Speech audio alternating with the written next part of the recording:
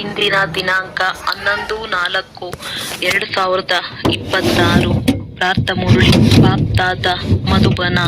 ಅಂತರ್ಮುಖಿ ಮಕ್ಕಳೇ, ಜ್ಞಾನ ರೂಪದ ಸ್ಥಿತಿಯಲ್ಲಿರುತ್ತ ಮಹಾವಾಕ್ಯಗಳನ್ನು ಧಾರಣೆ ಮಾಡಿಕೊಂಡಾಗ ತಮ್ಮ ಅಥವಾ ಅನ್ಯ ಆತ್ಮರುಗಳ ಕಲ್ಯಾಣ ಮಾಡಲು ಸಾಧ್ಯ. ದಾದಿಯರ ಡೈರಿಯಿಂದ ಪ್ರಶ್ನೆ: ಸರ್ವೋತ್ತಮ ಸತ್ಯ ಸೇವೆಯು ಯಾವುದಾಗಿದೆ? ಯಥಾರ್ಥ ಸೇವೆಯ ಸೂಕ್ಷ್ಮತೆ ಹಾಗೂ ಸೂಕ್ಷ್ಮ ರಹಸ್ಯವೇನಾಗಿದೆ? ಪ್ರತಿಯೊಬ್ಬ ಪುರುಷಾರ್ಥಿ ಮಕ್ಕಳು ಅವಶ್ಯವಾಗಿ ಅಂತರ್ಮುಖಿ ಸ್ಥಿತಿಯನ್ನು ಧಾರಣೆ ಮಾಡಿಕೊಳ್ಳಬೇಕಾಗಿದೆ. ಅಂತರ್ಮುಖತೆಯಲ್ಲಿ ಶ್ರೇಷ್ಠವಾದ ಕಲ್ಯಾಣವೇ ಅಡಗಿದೆ. ಈ ಸ್ಥಿತಿಯಲ್ಲಿಯೇ ಅಚಲ, ಸ್ಥಿರ, ತಾಳ್ಮೆ ಇರುವ ನಿರ್ಮಾಣ ಚಿತ್ತ ಇತ್ಯಾದಿ ದೈವಿ ಗುಣಗಳ ಧಾರಣೆಯಾಗಲು ಸಾಧ್ಯ ಹಾಗೂ ಸಂಪೂರ್ಣ ಜ್ಞಾನಪೂರ್ಣ ಸ್ಥಿತಿಯು ಪ್ರಾಪ್ತಿಯಾಗಲು ಸಾಧ್ಯವಾಗುವುದು. ಅಂತರ್ಮುಖಿ ಆಗದಿರುವ ಕಾರಣದಿಂದ ಸಂಪೂರ್ಣ ಜ್ಞಾನರೂಪ ಸ್ಥಿತಿಯ ಪ್ರಾಪ್ತಿಯಾಗುವುದಿಲ್ಲ. ಏಕೆಂದರೆ ಸನ್ಮುಖದಲ್ಲಿ ಏನೆಲ್ಲ ಮಹಾವಾಕ್ಯಗಳನ್ನು ಕೇಳಿಸಿಕೊಳ್ಳಲಾಗುತ್ತದೆ ಅದನ್ನು ಆಳವಾದ ಚಿಂತನೆ ಮಾಡಿ ಗ್ರಹಿಸುವುದಿಲ್ಲ. ಮಹಾವಾಕ್ಯಗಳನ್ನು ಕೇಳಿಸಿಕೊಂಡು ಕೇವಲ ರಿಪೀಟ್ ಮಾಡುತ್ತೀರೆಂದರೆ ಮಹಾವಾಕ್ಯವು ವಾಕ್ಯವಾಗಿ ಬಿಡುತ್ತದೆ. ಮಹಾವಾಕ್ಯಗಳನ್ನು ಯಾರು ಜ್ಞಾನ ಸ್ವರೂಪ ಸ್ಥಿತಿಯಲ್ಲಿರುತ್ತ ಕೇಳುವುದಿಲ್ಲವೋ ಆ ಮಹಾವಾಕ್ಯಗಳ ಮೇಲೆ ಮಾಯೆಯ ಛಾಯೆಯುಂಟಾಗುತ್ತದೆ. ಮಾಯೆಯ ಇಂತಹ ಅಶುದ್ಧ ಪ್ರಕಂಪನಗಳಿಂದ ಕೂಡಿರುವ ಆತ್ಮರೀಗ ಮಹಾವಾಕ್ಯಗಳನ್ನು ಕೇಳಿಸಿಕೊಂಡು ಕೇವಲ ರಿಪೀಟ್ ಮಾಡುವುದರಿಂದ ತಮ್ಮ ಜೊತೆ ಅನ್ಯರ ಕಲ್ಯಾಣವಾಗುವುದಕ್ಕೆ ಬದಲು ಅಕಲ್ಯಾಣವೇ ಆಗಿಬಿಡುತ್ತದೆ. ಆದ್ದರಿಂದ ಮಕ್ಕಳೇ, ಸಂಪೂರ್ಣ ಅಂತರ್ಮುಖಿಗಳಾಗಿರಿ. ತಮ್ಮ ಈ ಮನಸ್ಸು ಮಂದಿರವಾಗಿದೆ. ಹೇಗೆ ಮಂದಿರದಲ್ಲಿ ಸದಾ ಸುಗಂಧವೇ ಬರುತ್ತದೆ, ಹಾಗೆಯೇ ಮನಮಂದಿರವೂ ಸಹ ಯಾವಾಗ ಪವಿತ್ರವಾಗುತ್ತದೆಯೋ ಆಗ ಸಂಕಲ್ಪದಲ್ಲಿಯೂ ಪವಿತ್ರವಾದ ಸ್ಮೃತಿಗಳ ಉತ್ಪನ್ನವಾಗುತ್ತದೆ. ಹೇಗೆ ಮಂದಿರಗಳಲ್ಲಿ ಕೇವಲ ಪವಿತ್ರ ದೇವತೆಗಳ ಚಿತ್ರಗಳನ್ನೇ ಇಟ್ಟಿರುತ್ತಾರೆ, ದೈತ್ಯರದನ್ನು ಇಟ್ಟಿರುವುದಿಲ್ಲ, ಹಾಗೆಯೇ ನೀವು ಮಕ್ಕಳು ತಮ್ಮ ಮನಸ್ಸು ಅಥವಾ ಹೃದಯವೆಂಬ ಮಂದಿರವನ್ನು ಸರ್ವ ಈಶ್ವರೀಯ ಗುಣಗಳ ಮೂರ್ತಿಗಳಿಂದ ಶೃಂಗಾರ ಮಾಡಿರಿ. ಆ ದೇವತೆಗಳು ನಿರ್ಮೋಹ, ನಿರ್ಲೋಭ, ನಿರ್ಭಯ, ತಾಳ್ಮೆಯುಳ್ಳ, ನಿರಹಂಕಾರಿ ಇತ್ಯಾದಿ ಆಗಿರುವುದೋ ಅವರ ಗುಣಗಳಾಗಿವೆ. ಏಕೆಂದರೆ ಇವೆಲ್ಲವೂ ನಿಮ್ಮದೇ ದಿವ್ಯ ಲಕ್ಷಣಗಳಾಗಿವೆ. ತಾವು ಮಕ್ಕಳು ತಮ್ಮ ಮನಸ್ಸು ಮಂದಿರವನ್ನು ಪ್ರಕಾಶಿತಗೊಳಿಸಿರಿ, ಅರ್ಥಾತ್ ಸಂಪೂರ್ಣ ಶುದ್ಧಗೊಳಿಸಬೇಕು. ಯಾವಾಗ ಮನಸ್ಸು ಮಂದಿರವು ಪ್ರಕಾಶತೆಯಿಂದ ಸಂಪನ್ನವಾಗುವುದೋ ಆಗ ತಮ್ಮ ಪ್ರಕಾಶತೆಯಿಂದ ಕೂಡಿರುವ ಪ್ರಿಯವಾದ ವೈಕುಂಠ ದೇಶದಲ್ಲಿ ಹೋಗಲು ಸಾಧ್ಯವಾಗುವುದು. ಹಾಗಾದರೆ ಈಗ ತಮ್ಮ ಮನಸ್ಸನ್ನು ಉಜ್ವಲವನ್ನಾಗಿ ಮಾಡುವ ಪ್ರಯತ್ನ ಪಡಬೇಕಾಗಿದೆ ಹಾಗೂ ಮನಸ್ಸಿನ ಸಹಿತವಾಗಿ ವಿಕಾರಿ ಕರ್ಮೇಂದ್ರಿಯಗಳನ್ನು ವಶದಲ್ಲಿಟ್ಟುಕೊಳ್ಳಬೇಕಾಗಿದೆ. ಆದರೆ ಕೇವಲ ಸ್ವಯಂನ ಸೇವೆಯನ್ನಷ್ಟೇ ಮಾಡುವುದಲ್ಲ, ಆದರೆ ಅನ್ಯರ ಪ್ರತಿಯೂ ಇದೇ ದಿವ್ಯ ಸೇವೆಯನ್ನು ಮಾಡಬೇಕಾಗಿದೆ. ವಾಸ್ತವದಲ್ಲಿ ಸೇವೆಯ ಅರ್ಥವು ಅತಿ ಸೂಕ್ಷ್ಮ ಮತ್ತು ಆಳವಾಗಿದೆ. ಕೇವಲ ಅನ್ಯರ ತಪ್ಪುಗಳಿಗೆ ಎಚ್ಚರಿಕೆ ಕೊಡುವವರಿಗಷ್ಟೇ ಸೇವೆ ಮಾಡುವುದಲ್ಲ, ಅವರಿಗೆ ಸೂಕ್ಷ್ಮವಾಗಿ ತಮ್ಮ ಯೋಗದ ಶಕ್ತಿಯನ್ನು ತಲುಪಿಸುತ್ತಾ ಅವರ ಅಶುದ್ಧ ಸಂಕಲ್ಪಗಳನ್ನು ಭಸ್ಮ ಮಾಡಿಬಿಡಬೇಕು. ಸರ್ವೋತ್ತಮ ಸೇವೆಯು ಇದೇ ಆಗಿದೆ ಹಾಗೂ ಜೊತೆಗೆ ತಮ್ಮ ಬಗ್ಗೆ ಗಮನ ಇಡಬೇಕಾಗಿದೆ. ಕೇವಲ ವಾಚ ಅಥವಾ ಕರ್ಮದವರೆಗೆ ಗಮನ ಬಿಡುವುದಲ್ಲ, ಆದರೆ ಮನಸ್ಸಿನಲ್ಲಿಯೂ ಯಾವುದೇ ಅಶುದ್ಧ ಸಂಕಲ್ಪಗಳ ಉತ್ಪನ್ನ ಆಗುತ್ತದೆ ಎಂದರೆ ಅದರ ಪ್ರಕಂಪನಗಳು ಅನ್ಯರ ಬಳಿ ಹೋಗಿ ಸೂಕ್ಷ್ಮವಾಗಿ ಅಕಲ್ಯಾಣವನ್ನು ಮಾಡುತ್ತದೆ. ಅದರ ಹೊರೆಯು ತಮ್ಮ ಮೇಲೆ ಬರುತ್ತದೆ. ನಂತರ ಅದೇ ಹೊರೆಯು ಬಂಧನವಾಗಿ ಬಿಡುತ್ತದೆ. ಆದ್ದರಿಂದ ಈ ಮಕ್ಕಳೇ, ಸ್ವಯಂ ತಾವು ಎಚ್ಚರಿಕೆಯಿಂದ ಇರಬೇಕು. ನಂತರ ಅನ್ಯರ ಬಗ್ಗೆ ಅದೇ ರೀತಿಯ ದಿವ್ಯ ಸೇವೆಯನ್ನು ಮಾಡಿರಿ. ಈ ಸೇವೆಯು ತಾವು ಸೇವಾದಾರಿ ಮಕ್ಕಳ ಅಲೌಕಿಕ ಕರ್ತವ್ಯವಾಗಿದೆ. ಇಂತಹ ಸೇವೆ ಮಾಡುವವರು ತಮಗಾಗಿ ಯಾವುದೇ ಸೇವೆಯನ್ನು ತೆಗೆದುಕೊಳ್ಳಬಾರದು. ಬಲೆ ಯಾವುದೇ ಅಕಾರಣದಿಂದ ತಪ್ಪಾಗಿ ಬಿಡುತ್ತದೆ ಎಂದರೂ ಅದನ್ನು ಸದಾ ತಮ್ಮ ಬುದ್ಧಿಯೋಗ ಬಲದಿಂದ ಸರಿಪಡಿಸಬೇಕಾಗಿದೆ. ಇಂತಹ ತೀವ್ರ ಪುರುಷಾರ್ಥಿಗಳಿಗೆ ಸ್ವಲ್ಪ ಸೂಚನೆ ಸಿಗುವುದರಿಂದಲೂ ಬಹಳ ಬೇಗನೆ ಅನುಭವ ಮಾಡುತ್ತಾ ಪರಿವರ್ತನೆ ಮಾಡಿಕೊಂಡು ಬಿಡುತ್ತಾರೆ ಮತ್ತು ಆ ನಂತರದಲ್ಲಿ ಬಹಳ ಗಮನವನ್ನಿಡುತ್ತಾ ನಡೆಯುತ್ತಾರೆ. ಇದು ವಿಶಾಲ ಬುದ್ಧಿ ಇರುವ ಮಕ್ಕಳ ಕರ್ತವ್ಯವೇ ಆಗಿದೆ. ನನ್ನ ಪ್ರಾಣ ಪ್ರಿಯರೇ, ಪರಮಾತ್ಮನ ಮೂಲಕ ರಚನೆಯಾಗಿರುವ ಈ ಅವಿನಾಶಿ ರಾಜಸ್ವ ಜ್ಞಾನ ಯಜ್ಞಕ್ಕಾಗಿ ಸಂಪೂರ್ಣವಾಗಿ ತನು ಮನ ಧನವನ್ನು ಸ್ವಾಹ ಮಾಡುವುದರ ರಹಸ್ಯವು ಬಹಳ ಸೂಕ್ಷ್ಮವಾಗಿದೆ. ಯಾವ ಕ್ಷಣದಲ್ಲಿ ತಾವು ಹೇಳುತ್ತೀರಿ, ನನ್ನ ತನು ಮನ ಧನ ಸಹಿತವಾಗಿ ಯಜ್ಞದಲ್ಲಿ ಸ್ವಾಹ ಅರ್ಥಾತ್ ಅರ್ಪಣೆಯಾಗಿ ಸತ್ತು ಹೋಗಿರುತ್ತೀರಿ, ಆ ಕ್ಷಣದಿಂದ ತಮ್ಮದೇನೂ ಇರುವುದಿಲ್ಲ. ಅದರಲ್ಲಿಯೂ ಮೊದಲು ತನು ಮನಸ್ಸನ್ನು ಸಂಪೂರ್ಣವಾಗಿ ಸೇವೆಯಲ್ಲಿ ಉಪಯೋಗಿಸಬೇಕಾಗಿದೆ. ಯಾವಾಗ ಎಲ್ಲವನ್ನು ಯಜ್ಞ ಅಥವಾ ಪರಮಾತ್ಮನದ್ದಾಯಿತು ಅಂದ ಮೇಲೆ ತಮ್ಮದೇನು ಇರಲು ಸಾಧ್ಯವಿಲ್ಲ. ಧನವನ್ನು ವ್ಯರ್ಥವಾಗಿ ಕಳೆಯಲು ಸಾಧ್ಯವಿಲ್ಲ. ಮನಸ್ಸನ್ನು ಅಶುದ್ಧ ಸಂಕಲ್ಪ ವಿಕಲ್ಪದ ಕಡೆಗೆ ಓಡಲು ಸಾಧ್ಯವಿಲ್ಲ. ಏಕೆಂದರೆ ಪರಮಾತ್ಮನಿಗೆ ಅರ್ಪಣೆ ಮಾಡಿದ್ದೀರಿ. ಈಗ ಪರಮಾತ್ಮನಂತೂ ಶುದ್ಧ ಶಾಂತ ಸ್ವರೂಪನಾಗಿದ್ದಾರೆ. ಈ ಕಾರಣದಿಂದ ಸ್ವತಃವಾಗಿಯೇ ಅಶುದ್ಧ ಸಂಕಲ್ಪಗಳು ಶಾಂತವಾಗಿ ಬಿಡುತ್ತವೆ. ಒಂದು ವೇಳೆ ತಮ್ಮ ಮನಸ್ಸನ್ನು ಮಾಯೆಯ ಕೈಯಲ್ಲಿ ಕೊಡುತ್ತೀರೆಂದರೆ ಮಾಯೆಯ ವಿವಿಧ ರೂಪಗಳಿರುವ ಕಾರಣದಿಂದ ಅನೇಕ ವಿಕಲ್ಪಗಳನ್ನು ಉತ್ಪನ್ನಗೊಳಿಸುತ್ತಾ ಮನಸ್ಸೆಂಬ ಕುದುರೆಯ ಮೇಲೆ ಸವಾರಿ ಮಾಡುತ್ತದೆ. ಒಂದು ವೇಳೆ ಈಗಿನವರೆಗೂ ಯಾವುದೇ ಮಕ್ಕಳಲ್ಲಿ ಸಂಕಲ್ಪ ವಿಕಲ್ಪಗಳು ಬರುತ್ತವೆ ಎಂದರೆ ತಿಳಿಯಬೇಕು, ಈಗ ನನ್ನ ಮನಸ್ಸು ಸಂಪೂರ್ಣವಾಗಿ ಸ್ವಾಹ ಆಗಿಲ್ಲ, ಅರ್ಥಾತ್ ಈಶ್ವರಿಯ ಮನಸ್ಸಾಗಿಲ್ಲ. ಆದ್ದರಿಂದ ಸರ್ವತ್ಯಾಗಿ ಮಕ್ಕಳೇ, ತಾವು ಈ ಗುಹ್ಯ ರಹಸ್ಯಗಳನ್ನು ತಿಳಿದುಕೊಂಡು ಕರ್ಮ ಮಾಡುತ್ತಾ ಸಾಕ್ಷಿಯಾಗಿದ್ದು ಸ್ವಯಂ ಅನ್ನು ನೋಡುತ್ತಾ ಬಹಳ ಎಚ್ಚರಿಕೆಯಿಂದ ನಡೆಸಬೇಕಾಗಿದೆ. ಸ್ವಯಂ ಗೋಪಿ ವಲ್ಲಭನೇ ತನ್ನ ಪ್ರಿಯವಾದ ಗೋಪ ಗೋಪಿಕೆಯರಾದ ನಿಮಗೆ ತಿಳಿಸುತ್ತಿದ್ದಾರೆ. ನೀವು ಪ್ರತಿಯೊಬ್ಬರ ವಾಸ್ತವಿಕ ಸತ್ಯ ಪ್ರೇಮವು ಯಾವುದು? ಪ್ರಾಣ ಪ್ರಿಯರೇ, ನೀವು ಪ್ರತಿಯೊಬ್ಬರೂ ಪರಸ್ಪರದಲ್ಲಿ ಪ್ರೇಮದಿಂದ ಕೂಡಿರುವ ಎಚ್ಚರಿಕೆಯನ್ನು ಸ್ವೀಕರಿಸಬೇಕಾಗಿದೆ. ಏಕೆಂದರೆ ಎಷ್ಟು ಪ್ರಿಯವಾದ ಹೂವಾಗಿರುತ್ತದೆಯೋ ಅಷ್ಟೇ ಶ್ರೇಷ್ಠವಾದ ಪಾಲನೆ ಸಿಗುತ್ತದೆ. ಮಾಲೆಯು ಹೂವನ್ನು ಅತ್ಯಮೂಲ್ಯವನ್ನಾಗಿ ಮಾಡಲು ಅದರ ಜೊತೆ ಇರುವ ಮುಳ್ಳನ್ನು ತೆಗೆಯಬೇಕಾಗುತ್ತದೆ. ಅದೇ ರೀತಿ ನಿಮಗೂ ಸಹ ಯಾರೇ ಎಚ್ಚರಿಕೆಯನ್ನು ಕೊಡುತ್ತಾರೆಂದರೆ ತಿಳಿಯಬೇಕಾಗಿದೆ, ಅವರು ನನ್ನ ಪಾಲನೆ ಮಾಡುತ್ತಿದ್ದಾರೆ, ಅರ್ಥಾತ್ ನನ್ನ ಸೇವೆಯನ್ನು ಮಾಡಿದ್ದರು. ಅವರ ಆ ಸೇವೆಗೆ ಅಥವಾ ಪಾಲನೆಗೆ ಗೌರವ ಕೊಡಬೇಕಾಗುತ್ತದೆ. ಸಂಪೂರ್ಣರಾಗುವ ಯುಕ್ತಿಯೂ ಇದೇ ಆಗಿದೆ. ಇದು ಜ್ಞಾನ ಸಹಿತ ಆಂತರಿಕ ಸತ್ಯ ಪ್ರೇಮವಾಗಿದೆ. ಇದರಲ್ಲಿ ಪರಸ್ಪರದಲ್ಲಿ ಬಹಳ ಗೌರವವಿರಬೇಕು. ಪ್ರತಿಯೊಂದು ಮಾತಿನಲ್ಲಿ ಮೊದಲು ತಾವು ತಮಗೆ ಎಚ್ಚರಿಕೆ ಕೊಡಬೇಕು.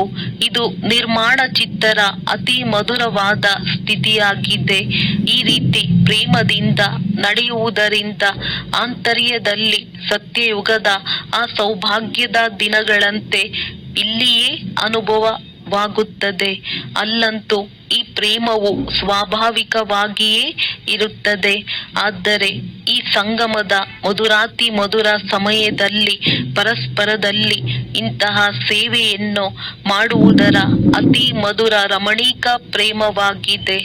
ಜಗತ್ತಿನಲ್ಲಿಯೂ ಈ ಶುದ್ಧ ಪ್ರೇಮದ ಮಹಿಮೆಯನ್ನೇ ಮಾಡುತ್ತಾರೆ. ಪ್ರತಿ ಕ್ಷಣದಲ್ಲಿಯೂ ನೀವು ಪ್ರತಿಯೊಂದು ಚೈತನ್ಯ ಹೂಗಳು ಹರ್ಷಿತ ಮುಖಿಯಾಗಿ ಇರಬೇಕಾಗಿದೆ.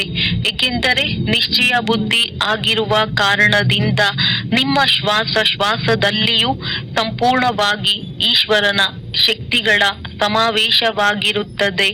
ತಮ್ಮ ದಿವ್ಯ ಚಮತ್ಕಾರದಿಂದ ಇಂತಹ ಆಕರ್ಷಣೆಯ ಶಕ್ತಿಯು ಅವಶ್ಯವಾಗಿ ಹೊರ ಹೊಮ್ಮುತ್ತವೆ. ಹೇಗೆ ಚಿಕ್ಕ ಮಗು ನಿರ್ದೋಷಿ, ಶುದ್ಧ, ಪವಿತ್ರವಾಗಿರುವ ಕಾರಣ ಸದಾ ಹಸನ್ಮುಖಿ ಆಗಿರುತ್ತದೆ ಮತ್ತು ತನ್ನ ರಮಣೀಕ ಚರಿತ್ರೆಯಿಂದ ಎಲ್ಲರನ್ನು ಬಹಳ ಆಕರ್ಷಣೆ ಮಾಡುತ್ತದೆ. ಅದೇ ರೀತಿ ತಾವು ಪ್ರತಿಯೊಬ್ಬರ ಜೀವನವು ಈಶ್ವರೀಯ ರಮಣೀಕವಾದ ಜೀವನವಾಗಿರಬೇಕು. ಇದಕ್ಕಾಗಿ ನೀವು ತಮ್ಮದೇ ಆಸುರಿ ಸ್ವಭಾವಗಳ ಮೇಲೆ ಯುಕ್ತಿ ಮಾಡುತ್ತಾ ವಿಜಯ ಸಾಧಿಸಬೇಕಾಗಿದೆ. ಯಾವಾಗ ಯಾರೇ ಕ್ರೋಧಕ್ಕೆ ವಶರಾಗಿರುವುದನ್ನು ನೋಡುತ್ತೀರೆಂದರೆ ಅವರ ಮುಂದೆ ತಾವು ಬಾಲ್ಯದ ಮಧುರ ರೀತಿಯ ಜ್ಞಾನ ರೂಪ ಉಳ್ಳವರಾಗಿ ಮುಗುಳ್ನಗುತ್ತಾ ಇರುತ್ತೀರೆಂದರೆ ಅವರು ತಾವಾಗಿಯೇ ಶಾಂತ ಚಿತ್ತರಾಗುತ್ತಾರೆ. ಅರ್ಥಾತ್ ವಿಸ್ಮೃತಿ ಸ್ವರೂಪದಿಂದ ಸ್ಮೃತಿಯಲ್ಲಿ ಬರುತ್ತಾರೆ. ಬಲೆ ಅವರಿಗೆ ಗೊತ್ತಾಗದಂತೆ ಸೂಕ್ಷ್ಮವಾಗಿಯೇ ವಿಜಯವನ್ನು ಪಡೆದು ಮಾಲೀಕರಾಗಬೇಕು. ಇದೇ ತಾವು ಮಾಲೀಕ ಮತ್ತು ಬಾಲಕರ ಸರ್ವೋಚ್ಚ ಶಿರೋಮಣಿ ವಿಧಿಯಾಗಿದೆ. ಈಶ್ವರನ ಸಂಪೂರ್ಣ ಜ್ಞಾನ ರೂಪವು ಹೇಗಿದೆಯೋ ಹಾಗೆಯೇ ಸಂಪೂರ್ಣ ಪ್ರೇಮ ರೂಪವೂ ಇದೆ. ಈಶ್ವರನಲ್ಲಿ 2 ಗುಣಗಳು ಸಮಾವೇಶವಾಗಿದೆ. ಆದರೆ ಮೊದಲು ಜ್ಞಾನ, ನಂತರ ಎರಡನೆಯದು ಪ್ರೇಮ ರೂಪವಿದೆ.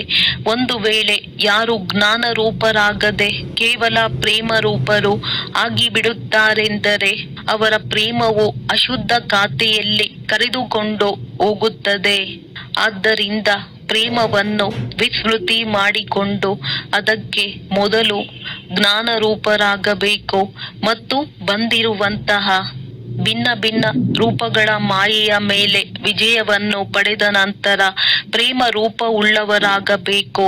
ಒಂದು ವೇಳೆ ಜ್ಞಾನವಿಲ್ಲದೆ ಪ್ರೇಮದಲ್ಲಿ ಬರುತ್ತೀರೆಂದರೆ ವಿಚಲಿತರಾಗುತ್ತೀರಿ. ಹೇಗೆ ಯಾರಾದರೂ ಒಂದು ವೇಳೆ ಜ್ಞಾನ ರೂಪರಾಗದೆ ಧ್ಯಾನದಲ್ಲಿ ಹೋಗುತ್ತಾರೆಂದರೆ ಕೆಲವೊಮ್ಮೆ ಮಾಯೆಯಲ್ಲಿ ಸಿಲುಕಿ ಬಿಡುತ್ತಾರೆ. ಆದ್ದರಿಂದ ಬಾಬಾರವರು ಹೇಳುತ್ತಾರೆ, ಮಕ್ಕಳೇ, ಈ ಧ್ಯಾನವು ಸಹ ಒಂದು ಗಂಟಾಗಿರುವ ಸೂತ್ರದಂತೆ. ಆದರೆ ಜ್ಞಾನ ಸ್ವರೂಪರಾದ ನಂತರ ಧ್ಯಾನದಲ್ಲಿ ಹೋಗುವುದರಿಂದ ಅತ್ಯಂತ ಸ್ವಾರಸ್ಯದ ಅನುಭವವಾಗುತ್ತದೆ. ಅಂದಾಗ ಮೊದಲು ಜ್ಞಾನ, ನಂತರ ಧ್ಯಾನವಿರಲಿ. ಧ್ಯಾನ ಸ್ಥಿತಿಗಿಂತ ಜ್ಞಾನದ ಸ್ಥಿತಿಯು ಶ್ರೇಷ್ಠವಾಗಿದೆ. ಆದ್ದರಿಂದ ಏ ಮಕ್ಕಳೇ, ಮೊದಲು ಜ್ಞಾನ ಸ್ವರೂಪರಾದ ನಂತರ ಪ್ರೇಮವನ್ನು ಪ್ರಕಟಗೊಳಿಸಬೇಕಾಗಿದೆ. ಈ ಪುರುಷಾರ್ಥಿ ಜೀವನದಲ್ಲಿ ಜ್ಞಾನವಿಲ್ಲದ ಪ್ರೇಮವು ವಿಘ್ನ ಹಾಕುತ್ತದೆ. ಸಾಕ್ಷಿಯಾಗಿರುವ ಸ್ಥಿತಿಯು ಅತಿ ಮಧುರ, ರಮಣೀಕ ಹಾಗೂ ಸುಂದರವಾಗಿದೆ. ಮುಂದಿನ ಜೀವನದ ಆಧಾರವು ಈ ಸ್ಥಿತಿಯ ಮೇಲೆ ಆಧಾರಿತವಾಗಿದೆ. ಹೇಗೆ ಯಾರಾದರೂ ಶಾರೀರಿಕವಾಗಿ ಭೋಗಿಸುತ್ತಿದ್ದಾರೆಂದರೆ ಆ ಸಮಯದಲ್ಲೇ ಏನಾದರೂ ಸಾಕ್ಷಿ ಸುಖ ಸ್ವರೂಪ ಸ್ಥಿತಿಯಲ್ಲಿ ಸ್ಥಿತರಾಗುತ್ತಾರೆಂದರೆ ಇಂದಿನ ಕರ್ಮಗಳ ಲೆಕ್ಕಾಚಾರವನ್ನು ಮುಕ್ತಗೊಳಿಸುತ್ತಾರೆ. ಹಾಗೆಯೇ ಜೊತೆಗೆ ಭವಿಷ್ಯಕ್ಕಾಗಿ ಸುಖದ ಲೆಕ್ಕಾಚಾರವು ರೂಪುಗೊಳ್ಳುತ್ತದೆ. ಈ ರಹಸ್ಯವನ್ನು ತಿಳಿಯುವುದರಿಂದ ಅವರೆಂದಿಗೂ ಹೀಗೆ ಹೇಳುವುದಿಲ್ಲ, ನನ್ನ ಈ ಸೌಭಾಗ್ಯದ ದಿನಗಳೆಲ್ಲವೂ ಕೇವಲ ಲೆಕ್ಕಾಚಾರ ಮುಗಿಸುವುದರಲ್ಲಿಯೇ ಹೊರಟು ಹೋಯಿತು. ಯಾವ ಸಮಯದಲ್ಲಿ ಸಂಪೂರ್ಣವಾಗಿ 2 ಕಾರ್ಯಗಳ ಸಿದ್ಧವಾಗುತ್ತದೆಯೋ ಆ ಸೌಭಾಗ್ಯಶಾಲಿ ಪುರುಷಾರ್ಥದ ಸಮಯವು ಇದೇ ಆಗಿದೆ. ಇವೆರಡೂ ಕಾರ್ಯಗಳನ್ನು ಸಿದ್ಧ ಮಾಡುವ ತೀವ್ರ ಪುರುಷಾರ್ಥಿಗಳೇ ಅತೀಂದ್ರಿಯ ಸುಖ ಅಥವಾ ಆನಂದದ ಅನುಭವದಲ್ಲಿರುತ್ತಾರೆ. ನೀವು ಮಕ್ಕಳಲ್ಲಿ ಈ ವಿಭಿನ್ನ ವಿರಾಟ ಡ್ರಾಮಾದ ಪ್ರತಿಯೊಂದು ಮಾತಿನಲ್ಲಿ ಸಂಪೂರ್ಣ ನಿಶ್ಚಯವಿರಬೇಕು. ಏಕೆಂದರೆ ಇದು ಮಾಡಲ್ಪಟ್ಟಂತಹ ಡ್ರಾಮಾ ಖಚಿತವಾಗಿಯೇ ವಿಧೇಯನಾಗಿರುವ ಡ್ರಾಮಾ ಆಗಿದೆ. ಈ ಡ್ರಾಮಾದಲ್ಲಿ ಪ್ರತಿಯೊಂದು ಜೀವ ಜಂತುವಿನಿಂದಲೂ ಅದರ ಪಾತ್ರವನ್ನು ಪೂರ್ಣ ರೀತಿಯಿಂದ ಅಭಿನಯ ಮಾಡಿಸುತ್ತದೆ.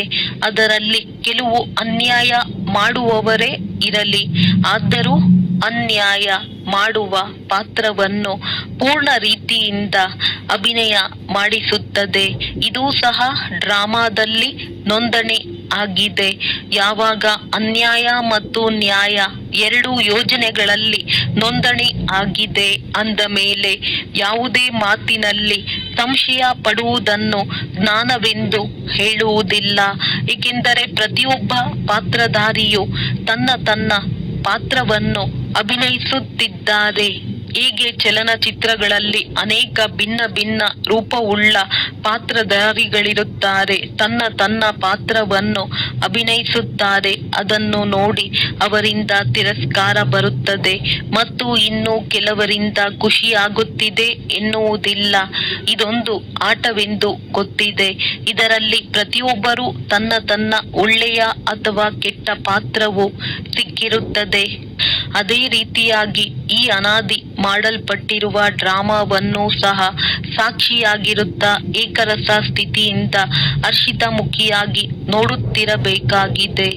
ಈ ಅಂಶವನ್ನು ಸಂಘಟನೆಯಲ್ಲಿ ಬಹಳ ಚೆನ್ನಾಗಿ ಧಾರಣೆ ಮಾಡಿಕೊಳ್ಳಬೇಕಾಗಿದೆ.